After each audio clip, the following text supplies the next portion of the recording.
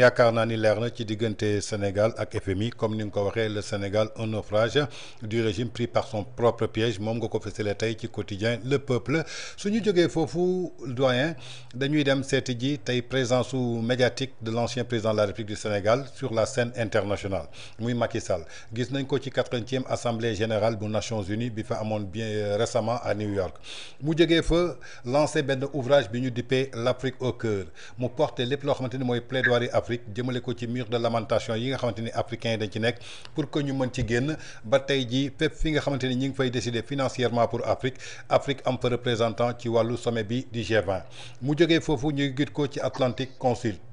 mu jël fa part aussi jëmale ko ci lépp lu jëm ci wàllu réchauffement climatique jaaxle ko ci sécurité paix ak développement en Afrique ñu gisaat ko mu dem fële nga xamante ni mooy ci Arabie Saoudite plus particulièrement à Riyad ci forum bi nga xamante ni moom la ñuy dippee cyber attaque tey présence su président Macky Sall après avoir occupé le fauteuil ici au Sénégal malgré diabolisation yi malgré lépp loo xamante ni ñu ngi koy teg ci ndoddam ak li nga xamante ni annoncé na ko ci candidature am ci futur secrétaire général bu ONU tey ban jàngat nga ci am en tant que journaliste d'investigation. li di am ni ci présence Macky Sall sur la scène internationale lu di mandat ci biir mandat bu mujj bi la ka ñi nga xam ne les gens avertis les esprits alertés les esprits avertis ci nañ ko gis parce que dafa nekkoon l'avocat de l'Afrique au moment où il était à la tête du Sénégal. moo tax institution yi nekk yi organisation yi nekk yi Afrique yëpp jiite na ko beneen bi mooy da ngay seet les partenaires du Sénégal l'Arabie Saoudite les États-Unis la France sur le plan international sur le plan africain comme ni ko sunu préambule diplomatie bi wax nga sunu diplomatie bi dafa ni Sénégal diplomatie mu ngi commencé ci neighbor yi maanaam ci dëkkandoo yi mu ni Gambie la Mali la Mauritanie la Guinée Bissau la après mu ni bu ñu génnee foofu ci biir Afrique Maroc la gannaaw bi mu génnee ci biir Afrique mu ni bitim réew ñetti ñii la France la Amérique la ak ki nga xam ne moo di Arabie Saoudite donc diplomatie Sénégal ci say yooyu nañ ko tënkee waaw loolu moo waral sax suñu relation ak Maroc loolu moo waral suñu diggante ak Algérie neexul am na jamono bi Macky Sall bëggoon def professeur Bathily dara ci Afrique man jamono boobu nga la ministre des affaires étrangères bu Algérie di wër fépp fu Sénégal am fa xarit mu dem mu xamal leen bu ñu voté le candidat sénégalais te ñoom Algérie si seen pétrole bi dinañ ci mën a financer dimbali dëkk yooyu ndax crise pétrole bi am bi il a fallu que le Sénégal di yónni Mankeur Ndiaye fépp fu ministre des affaires étrangères bu Algérie jaar Mankeur Ndiaye dem jaar donc ba noonu la Algérie yàqee la candidature du professeur Bathily dégg nga donc pour vous dire que ni yenn xeex yi amee ak yenn relation yi amee déggoon naa ci Macky Sall bi muy dem ni waa Maroc dafa jënd kër ki nangam c'est pas la tradition marocaine Maroc tous les présidents d'Afrique dañ leen fay may terrain parce que Maroc ci depuis Hassan II dañu gëm ni président bi bu paree bu ñëwee ci dëkk boobu nu mu bon dina fa investir nu mu bon dina fi muy dëkk ak liñ koy jox dana am nu mu bon fukki nit nga xam ne ay doomaanu Maroc yu fay liggéey la moo tax ngeen gisoon ñoom Mandela ay ñoom Mugabe ay ñoom Sékou Touré ñoom ñëpp di am fa kër ay ñoom Mobutu loolu tradition la léegi nag loolu nag li tax ma indi ka ci diplomatie diggante Sénégal ak Maroc parce que Sénégal dugal Maroc ci yenn yi nga xam ni Algérie musu ko woon d'accord foofu ci comme ay Union africaine bi nga xam ni sax Maroc dafa am poste ci ak beneen organisation sous-régionale bi nga xam ne Maroc boo fi bref Sénégal fexe ba Maroc am fa di fa def benn supervision maintenant lu tax may indi loolu c'est pour montrer léegi benn leadership bi nga xam ni président bi amoon naka ci dernier mandat dafa am mu tombeek benn président bu yegsi Donald Trump bi Donald Trump yegsee ci kaw adduna bi Donald Trump toppatoowul luy Afrique toppatoowul kenn America first rek la doon demee mais dañu demee ba Union africaine di tase à Addis Abeba foofu le secrétaire d'État américain sous Donald Trump en l'occurrence Pompeo si le Pompeo dem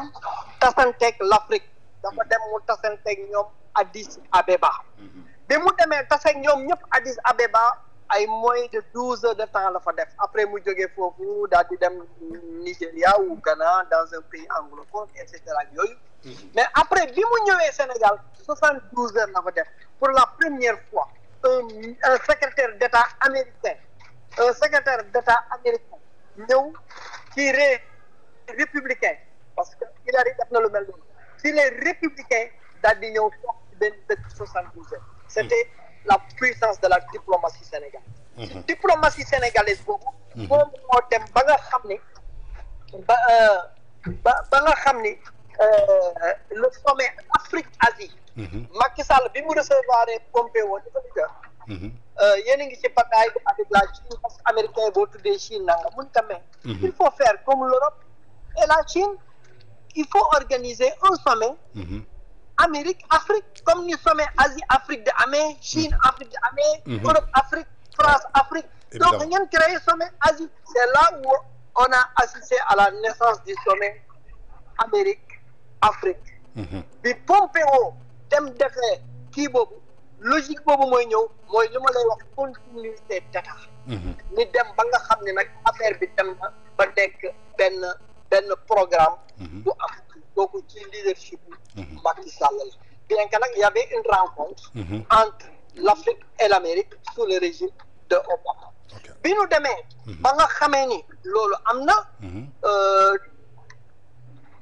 Nations Unies mu am benn discours bi nga xam ni foofu la Buhari bu Nigéria mere kii di Macky Sall lan moo am parce que Amérique dafa ni dootul dugal xaalisam ak alalam ci financement programme pétrole ak yooyu léegi énergie renouvelable li yooyu ci lay nekk di ci Macky Sall ñëw aux Nations Unies ñu leen nag il faut écouter bu ngeen nekkee nag fii ngeen tëlnu ay at ci seen pétrole ci seen gaz ba ñun ñi dem encourager wàcc sax suñu bopp ba nangu compagnie pétrole yi ñëw investir fa ba ñu toll ñun ñuy génnee suñu bopp ci biir ndox mi on commencé à sortir la tête de l'eau ngeen tëb naan da ngeen ñu financer mu attaquer complètement la position américaine c'est le gouvernement de Biden le gouvernement de Biden daal di bi muy organiser une rencontre entre l'Amérique ak quelques pays africains mu bañ a invité Macky Sall si le journaux Sénégal yi qui n'avaient rien compris di bind Washington boycott Dakar Biden boycott Macky Sall mais c'était le discours de Macky Sall que les démocrates n'avaient pas aimé parce que c'était ça la politique Biden en Afrique bi discours Nations Unies boobu jeexee si la Nigéria coow li jëpp ci Buhari ñu ni que discours bi nga xam ne moom la Macky Sall def te Macky Sall commencé gul exploiter pétrole am ñun ñi nga xam ne mooy suñu adduna pétrole kooku yow yaa waroon am discours bi moo tax après diggante Buhari ak Macky Sall musul woon neex c'est toujours sur ce leadership de Macky Sall bi problème amee ci Ukraine dañu jël Macky Sall pour que mu dem pour que Russie mën a parce que kenn mënul woon wax ak Russie pour que Russie mën a bàyyi blé wu Ukraine bi jàll parce que dëkk booy xeex ak moom ci guerre looy njëkk def fa muy amee alal foofu ngay njëkk a damm donc Trump dafa tëjoon yoon yi pour que le blé bi nga xam ne mooy dundal Russie mu bañ a génn il a fallu le leadership de Macky Sall pour que ñu mën a indi kiiwu blé boobu donc initiative yooyu maam wax naa ko léegi li nga xam ne moom moo di le fonds chinois ni ñëw ni tekk ci loxom loolu yëpp boobu mu ngi woon ci biir mandat donc boo ko seetloo leadership bi bu Sénégalais yi gisuñu ko bi kiiwu mandaam di jeex loolu moo tax bi mandaam jeexee adduna bi daal di koy porté adduna bi mu ko porté dégg naa ci ay wax ñu naan Macron moo ko jox liggéey alors que c'est pas ça c'est-à-dire que la rencontre sur le truc climatique bi la rencontre on l'appelle le truc de Paris de Paris donc comme rencontre et tout c'était à Paris le privilège là ni bàyyee ko France loolu donc sous proposition de Macron Macky Sall occupé boobu poste bi mu occupé benn poste beneen poste ba nga bi muy bàyyi poste boobu dafa dem jëlaat beneen poste de responsabilité bi nga xam ni dafa nekk au sein des Nations Unies mooy poste bi nga xam ni moom la remplacé kii di Ban Ki-moon mi présenté woon keroog muy parrain wu livre bi léegi bi mu jëlee poste boobu da ngay gis ni kon ki nga xam ne sax mooy secrétaire général des Nations Unies bi mu jógee poste bi ñu ko jox moom nañu jox mu remplacer ko moo tax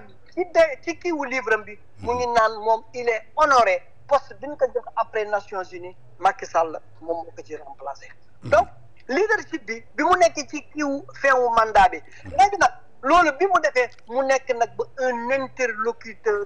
crédible un interlocuteur crédible interlocuteur ba boo ko amee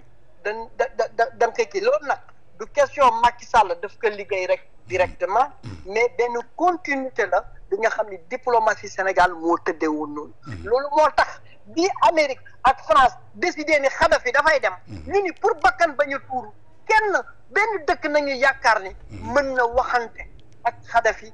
c'était le Sénégal en l'occurrence Maître Wade c'est à ce moment qu'on a assisté à la rencontre d'Istanbul si nañu woo Abdoulaye Wade ni ko demal nga wax ak Kadhafi pour que nag wax dëgg yàlla na dem sinon dana ñàkk bakkanam si la nit ngi doon wax Kadhafi Abdoulaye Wade dafa trahir Kadhafi alors qu'il n'avait pas trahi Kadhafi mais il voulait sauver Kadhafi si la demee rencontre boobu ak Kadhafi et comme les gens là tiktokers yeeg coow yeeg yooyu moo wax mooy li Idrissa di wax ñàkk du feeñ ci taw donc loolu moom moo daloon Macky Sall mais sur cette logique là moom moo continuer mën nga jaar ci Millennium Challenge Accord bi ñu am en 2009 bu waral ñu am autoroute yi avec Abdoulaye Wade beneen Millennium Challenge Accord bi nga xam ne am nañ ko ba nga xam ne àll yi dem ba nga xam ne am na ay courant ak yooyu c'est là où je reviens maintenant dans le livre avec l'enfant de Timbuktu cet enfant là bi nga xam ni keroog bi Macky Sall di indi courant foofu ci village boobu nee na li koy njëkk touché c'était le côté émotionnel de son livre le côté émotionnel gannaaw économie bi dañ naan dëkk bi mu ngi dox mais ñen ñoo koy yëg businessman bi la opérateur yi wala nangam mais am na benn catégorie ci société bi nga xam ni chiffres yi intéressé wu ko li ko intéressé mooy la muy dund dama mës ni attaqué Abdoulaye Wade ci alal bi mu def ci tali yi ak yooyu su ma benn mbokk ni ma baaba yéen xamu leen lu xew da ngeen nekk Dakar wala ngeen nekk Amérique wala ngeen nekk Ndar ngeen judd ci ay tali ak yooyu waaye ñun ñi nekk ci village yi xam nañu tali Abdoulaye Wade yi ban njëriñ la ñu am donc tu as vu kooku li ko intéressé mooy loolu mais ki nga xam ni tey jii dafa nekkoon Rufisque ça lui prenait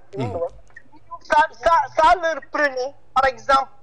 1 heure de temps pour que ñu jógee Rufisque ñëw Dakar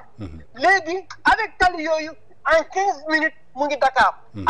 avec BRT bi en 15 minutes mu ngi Dakar kooku tu crois que ni ay milliards yi nga lebi def ko ci BRT intéressé na ko non ça ne l'intéresse pas tu sais qu'est-ce qui l'intéresse que maintenant en 15 minutes il est à Dakar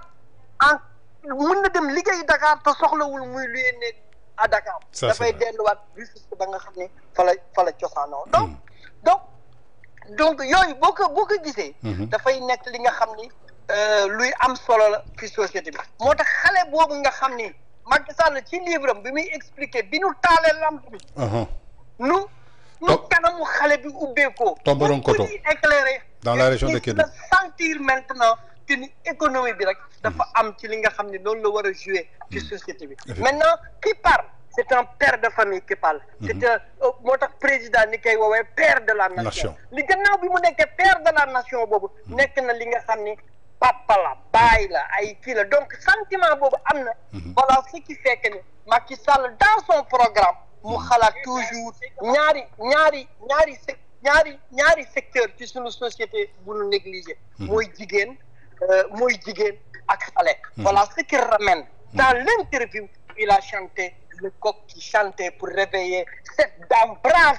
bu war a defar couscous bi nga xam ni la jeunesse daf ko war a lekk pour tenir debout pour le succès de ce peuple. Donc le livre a été énorme, l'accueil a été énorme, les sens, les mots, la sensation émotionnelle bu am bi ci livre bi, avec maintenant la dimension maintenant diplomatique de l'homme qui à partir de livre boobu, sa vision d'abord pour son pays, sa vision maintenant pour l'Afrique. Et dans le discours, il y a un des participants qui a dit que c'est un patriote de l'humanité. Voilà l'importance de cette rencontre-là. D'accord. Léegi futur poste secrétaire général ONU sans l'appui du Sénégal.